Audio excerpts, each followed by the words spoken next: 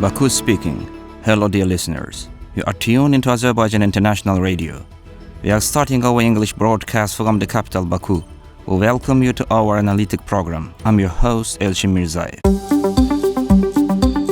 Ankara Declaration, a key document defining the future strategic development of the Turkic world. Member states of the Organization of Turkic States cooperate through various platforms.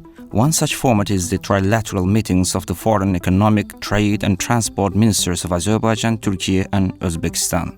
On January 29th, Ankara hosted the second trilateral meeting of the foreign economy, trade and transport ministers of Azerbaijan, Turkey and Uzbekistan. The meeting addressed key agenda topics, including foreign policy and regional cooperation, the expansion of trade and economic ties, the enhancement of investment opportunities, the development of regional transport networks, and the strengthening of communication and cooperation. The Ankara Declaration, signed at the conclusion of the meeting, includes several critical points. The document emphasized the expansion of cooperation on regional and international issues of mutual interest and expresses support for joint actions against threats to sovereignty and territorial integrity. Additionally, it highlights the importance of fully utilizing existing potential in areas such as economy, trade, investment, logistics, infrastructure, digitalization, environmental protection, and combating climate change.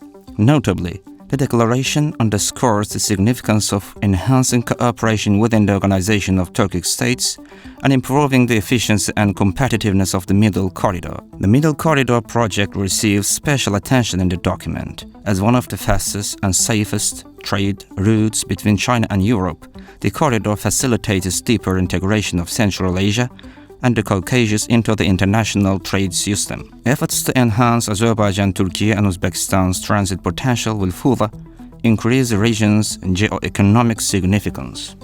The declaration also expresses full support for the further development of major infrastructure projects such as the Baku-Tbilisi-Kars Railway and the Baku International Sea Trade Port.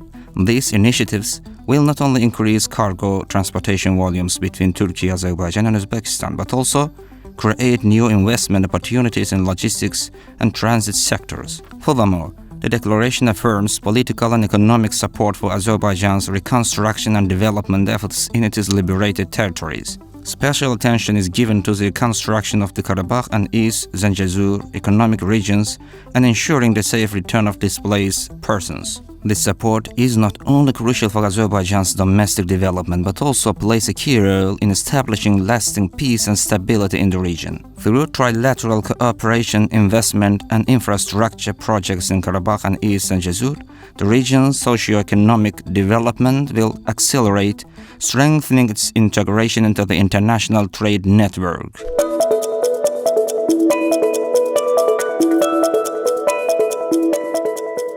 We strongly reject and condemn the French foreign minister's anti-Azerbaijan allegations.